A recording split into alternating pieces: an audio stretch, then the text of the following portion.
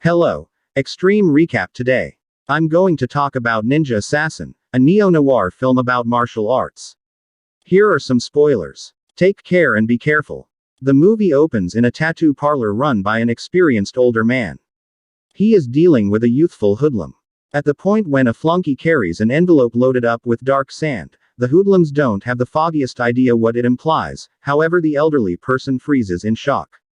He reveals that the arrival of the world's most brutal and deadly ninjas is symbolized by the black sand.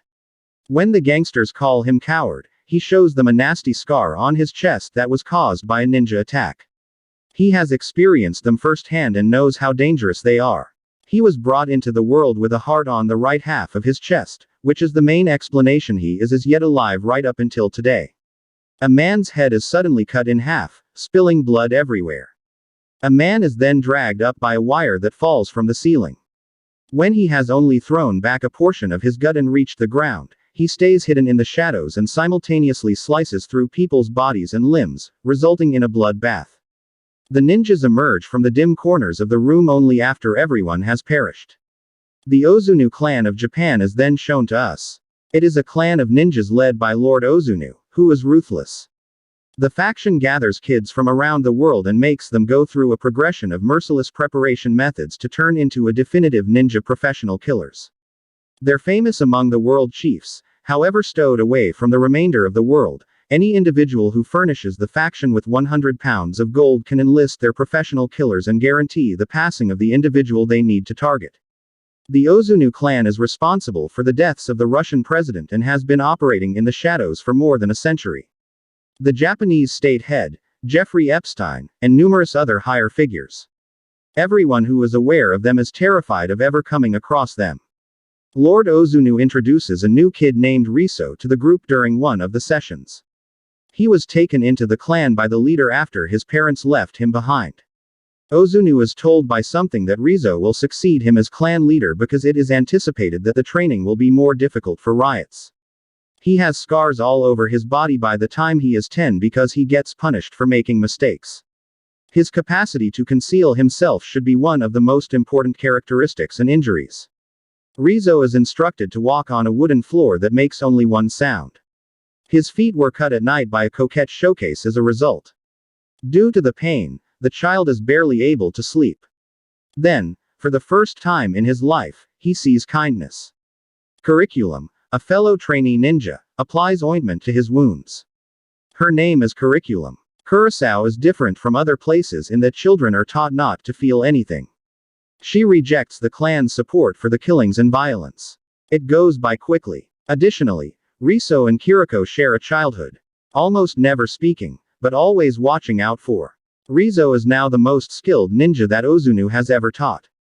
However, he loses a match against his elder Takeshi due to the opponent's impolite strategy. Instead of allowing it, the master attributes Riso's weakness to her. Riso is injured when he uses a very painful finger-pushing technique on him that makes him collapse. His ultimate test is whether or not he can get through the night without getting help. Ozunu is pleased that the student passed the test and sees him prepared for the following day's training when he returns the following morning. Riso quickly emerges as the clan's most skilled ninja, defeating the opponent with his hands bound and blindfolded. Curriculum is delighted with him. However, develops dissatisfaction with a way of life. Riso warns her when she breaks the clan's small rules frequently. He is terrified that assuming the pioneer finds out, he will remove her heart. However, Kiriko claims that Riso holds her heart, so it cannot be stolen. In an instructional meeting, she is approached to hurt a rival with a blade when educational program can't make it happen. She is thrown into a cage and Ozunu cuts her face. Riso slips away to meet with her and feed her water. Riso is encouraged to join Pierre company as she climbs a wall to escape a few days later, during a rainy night. But because the clan is all he has ever known, he decides to stay because he wants to remain loyal to it. Ultimately, Curacao is caught and is set to be executed. Takeshi impales Senior her heart in front of everyone, a part of that day's rise. He still decides to remain devoted to the clan, though. The scene slices to a couple of years after the fact in Berlin, Europe post-base camp. A legal educator named Micah has tracked down proof about the presence of the family. She discloses this information to her superior at work, Maslow, unaware of its potential danger.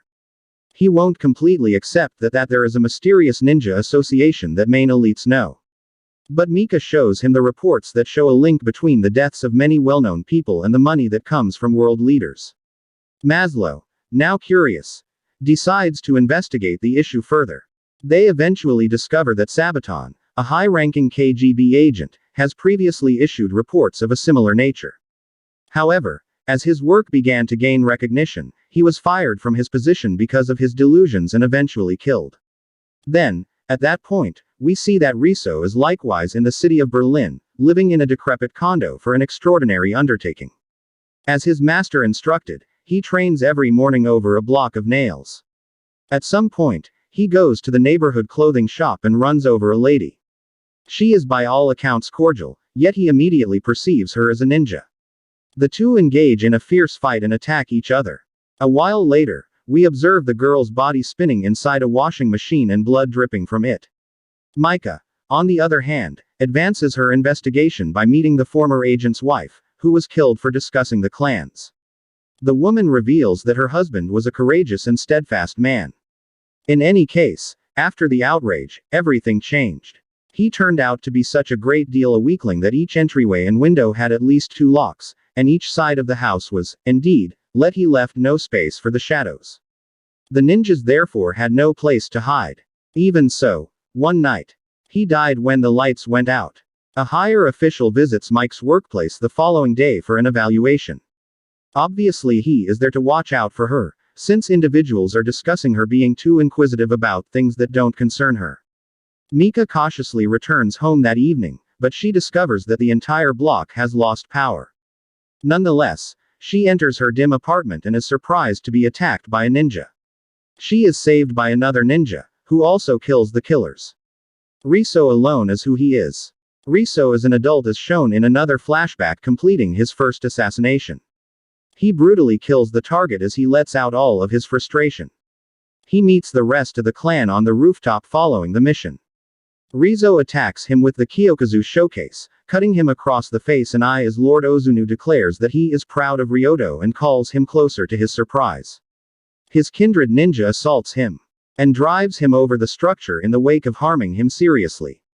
Riso scarcely endures the fall via arriving in the water. Then, ever since he got better, he has been working against the clan by getting involved in every attempt to kill Ozuna. The same reason he saved Mika's life is the same reason they drive to a hotel and change their clothes. Ninjas use a unique method of smelling. She then calls Maslow to inform him that she is with Riso. The man has been approached to catch Riso when he materializes. He realizes that Riso isn't their essential adversary, however he needs to comply with the orders for his own life. Riso is therefore detained by police when the three get together to talk about the plan's next step. He is taken to a refuge and fastened in a single jail. Mika discovers Maslow's desperate arrest of him. Nevertheless, because he will be the safest in the prison, he refuses to let go of Riso. Mika visits him at night and provides him with water. Riso takes advantage of the situation to reveal that the killers will soon be here. Mika attempts to caution Maslow, yet it is past the point of no return. The ninjas emerge from the shadows as the lights dim. It has been demonstrated that soldiers are ineffective against warriors, even with the most advanced weapon. Ryo is stopped in his tracks when Mika takes the chains out of his hands. He fights the ninjas and orders Mika to flee because he can't save them both. Brizo is the Ozunu family's best student to date. Yet conflicting with an entire crowd of ninjas is challenging for him. Eventually, he and Takashi end up out and about. Ryo's life is cut short when Takashi takes up his sword. However, Mika shows up brilliantly and hits him with her vehicle. Riso is taken to a hotel by her. He is severely injured, but he is refusing to see a doctor. She talks to his unconscious self while sitting next to him. She is sorry for not being useful to him and says thanks to him for her life. She then pulls out a tracking device, which tells Maslow where they are. However, the assassins appear out of nowhere and kidnap Riso before the police can arrive. Mika is the only one the police find when they arrive. She informs them that Riso was taken from them 10 minutes prior. Back in the faction's base, Riso is introduced to ruler Ozunu. Riso declines the man's last opportunity to apologize. Ozunu is particularly angry in light of the fact that whenever he had accepted that Riso planned to supplant him and have his spot as the expert of the group, he makes Riso stand similarly situated. Educational program was executed. After that, Riso is hit 3 times with the finger jabbing technique. While most people would die from just one blow, Riso just vomits blood along with it. Also, before the ninjas can see it, he vomits a tracking device. Mika enters the building with an entire police force and causes havoc. Explosives kill a lot of ninjas. Therefore, hiding in the dark is ineffective. Numerous individuals from both parties are killed in the subsequent battle. Takeshi and his crew confront Riso, despite the fact that the battle is unfair. He kills every one of the ninjas and hangs tight for Takeshi's assault. After that, the two engage in a fierce struggle. Riso wins, too. Eventually, Takeshi's appendages and ultimately neck are cut off. Riso's only opponent now is Ozunu, his former master. He discovers the elderly man sitting calmly inside a room while people die outside. The master demonstrates his skill by disappearing into thin air behind Riso and pushing him out of the shadows, sending Riso flying to the other room. After that, they each pull out their swords and get into a fierce sword battle. Ozunu, claiming to be Ryo's father, gives him yet another opportunity to apologize. In any case, Rijo answers that he is nobody's child. He will also take his last breath when he kills Ozunu. Having said that, the two of them leap at each other, but Ozunu disappears once more. Mika suddenly enters the room with the intention of assisting Rizo. However, Ozunu reappears from the shadows, attacks her, piercing her chest with a sword. Until Rizo employs the same strategy and repeatedly slices his body from the shadows, the fight shifts to the Zunu side. He is ultimately killed by holding a sword to his shoulder. When Riso takes Mika outside, the emergency medical personnel assist her. She will survive because it turns out that she was also born with a heart on the right side of her chest. In the last scene, Rizo leaps crazy of the foundation. Turn on notifications, please subscribe for more videos like this, and like the channel to support it. Thank you very much for watching.